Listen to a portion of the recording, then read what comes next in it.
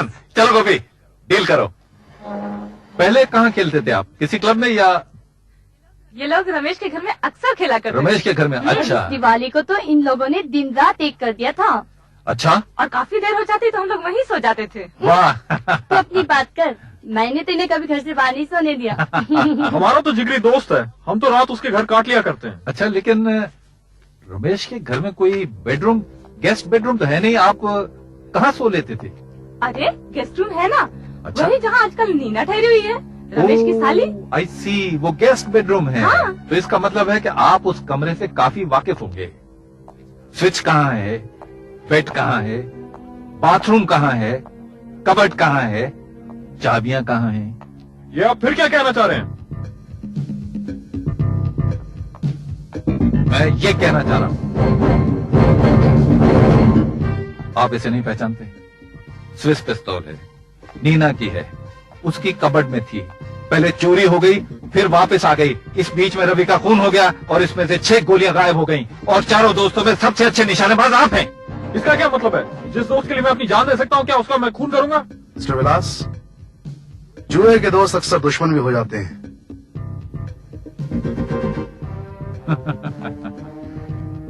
ये ब्रिज आप स्टेक्स के साथ खेला करते थे? जी हाँ, स्टेक्स के साथ। छोटा स्टेक या बड़ा? कभी छोटा कभी बड़ा। हार जीत छोटी होती थी या बड़ी? कभी छोटी कभी बड़ी। कितनी बड़ी? 5,000, 10,000? जी हाँ, तकरीबन इतनी।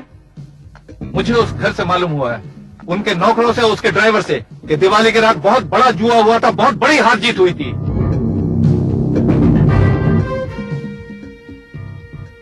अब आप कुछ बताएंगे या मैं ही बोलता जाऊं?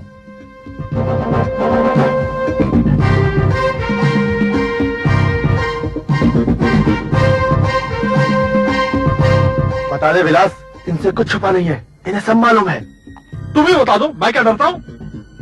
सैम साहब, उस रात विलास रवि से 50,000 रुपए जुए में हारा था और इस हार को लेकर इन दोस्तों में बहुत बड़ी लड़ाई हुई थी।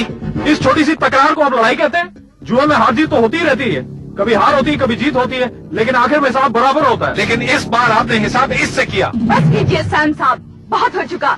इतनी देर से आप बोलते जा रहे हैं और मैंने अपना मुंह बंद किया है। आप है कि इल्जाम पे इल्जाम मेरे पति पर लगाए जा रहे हैं। तुम चुप करो। तुम चुप रहो। ये जो नीना है ना, रमेश की साली, उसका रवि के साथ अफेयर था।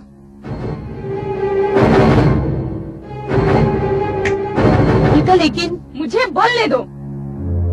पहली मुलाकात में उसके साथ मटक मटक के डांस कर रही थी।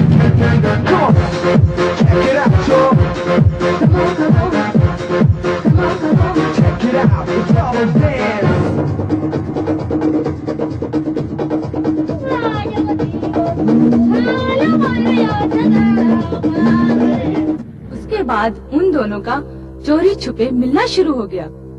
रवि हमारे घर आकर चोरी चोरी नीना को फोन किया करता था।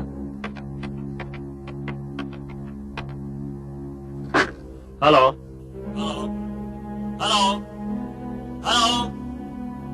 रवि, बोल ना, डरता क्यों है? अरे यार, मेरा नाम लेने की क्या जरूरत थी? रवि को डर था कहीं उसके अफेयर के बारे में रमेश को पता न चल जाए, क्योंकि नीना रमेश की साली है।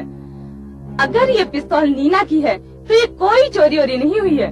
इसी पिस्तौल से नीना ने रवि का खून किया है, मेरे पति ने नहीं सैम साहब। और तहकीकात से पता लगता है कि आपकी साली नीना का रवि के साथ रिश्ता था रमेश साहब। अब ये बात बिल्कुल साबित होती जा रही है कि उसी ने रवि का कत्ल किया। लेकिन क्यों गोपी, उसकी वजह क्या हो सकती है? वजह भी मिल जाएगी सैम। जब कातिल मिल गया तो फिर वजह मिलने में कितनी देर लगती है? और वैसे भी हर बात इस तरफ इशारा करती है कि नीना ने ही रवि का कत्ल किया है। क्यों रमेश साहब, आप क्या कहते हैं? मैं क्या कह सकता हूँ, मेरी तो कुछ समझ में नहीं आ रहा है।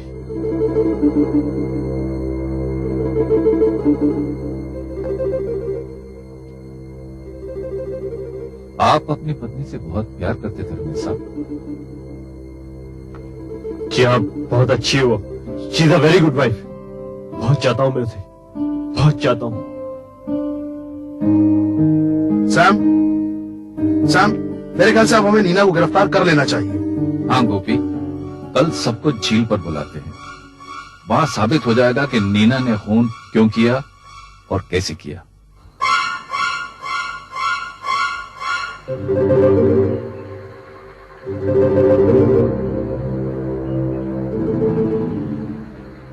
आप लोग इस तरह मेरी तरफ घूर घूर के क्यों देख रहे हैं?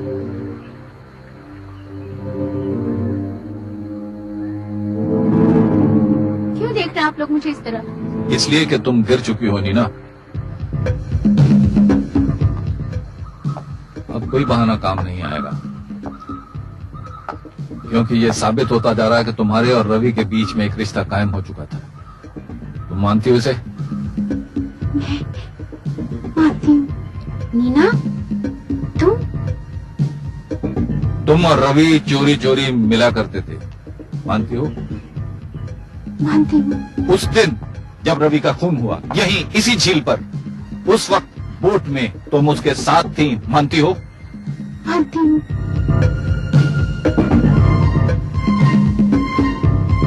इसलिए तुम्ही ने उसका... जी नहीं, मैं ये नहीं मानती। मैंने रवि को खून नहीं किया सैम साहब। ये कैसे हो सकता है? जब तक कि तुम ये साबित ना कर दो, उस वक्त वहां कोई तीसरा भी मौजूद था। मैं ये साबित तो नहीं कर सकती, लेकिन कोई बात था जरूर, क्योंकि रवि को खून होते मैंने अपनी आंखों से देखा है। इसी झील में हम एक दूसरे में खोए हुए थे। जिंदगी में शायद पहली बार उससे प्यार हुआ था कि अचानक रवि! रवि! रवि! रवि! रवि! रवि! रवि! रवि! रवि! मैं थक गई थी। मैंने बोट का चप्पू उठाया और मैं किनारे की तरफ चल पड़ी, घबराई हुई सी, अकेली। और मैं घर चली आई। घर में चीचाची और मीनाक्षी थे, लेकिन किसी से मैंने इस बात का जिक्र नहीं किया। अगली सुबह जब खबर आई कि रवि की लाश झील में पाई गई, तो मैं खामोश रही, चुप रही, अनजान बनी रही। मैं मानता हूँ नीना, मैं मानता हूँ कि तुम सच कह रही हो। ये खून तुमने नहीं किया। क्या क्या कह रहे हो सैम? हाँ गोपी, बोट में नीना रवि के बहुत पास बैठी थी और पोस्टमार्टम की रिपोर्ट कहती है कि गोली दूर से चलाई गई थी। राइट? लेकिन जिसने भी गोली चलाई वो कातिल इस वक्त यहां मौजूद है।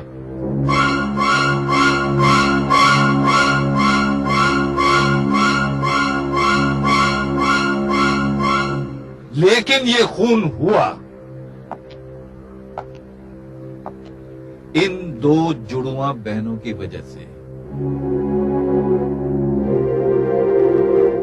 मैं तुम्हें एक कहानी सुनाना चाहता हूं, एक दास्तान मोहब्बत, a love story, but a tragedy.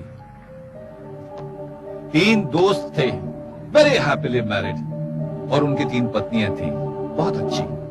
और उनका एक चौथा दोस्त था, रवि, अरोमियो, दिल फेंक आशिक, जवानी की उमंगों से भरपूर। लेकिन वो शादी नहीं करता था क्योंकि उसे मनपसंद लड़की नहीं मिलती थी। लेकिन वो अपने दोस्त की पत्नी को बहुत पसंद करता था।